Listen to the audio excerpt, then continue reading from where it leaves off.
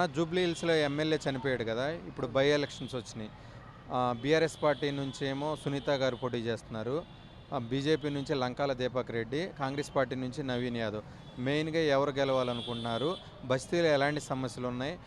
నవీన్ యాదవ్‌ను ఒక రౌడీగా ముద్రేస్తున్న ప్రతిపక్షాలు ఏవైతే ఉన్నాయో దాని గురించి ఏమంటారు?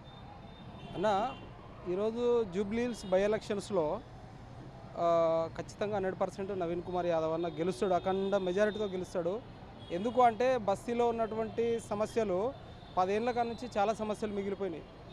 ఏ ఏ బీఆర్ఎస్ ఎమ్మెల్యే కూడా అవి తీర్చలేదు. ఈ బస్తీలో ఈ జూబ్లీ హిల్స్ నియోజకవర్గంలో అడుగడుగున నవీన్ కుమార్ యాదవ్ అన్న చేస్తున్న సర్వీసులు ఉన్నాయి. ఇప్పుడు కావాలని వీళ్ళు బీఆర్ఎస్ వాళ్ళకు వేరే ఎజెండా లేదు, అభివృద్ధి చేసింది లేదు. కాబట్టి వాళ్ళు విష ప్రచారాలతోని వాళ్ళు ప్రజల్లో ఉండాలి.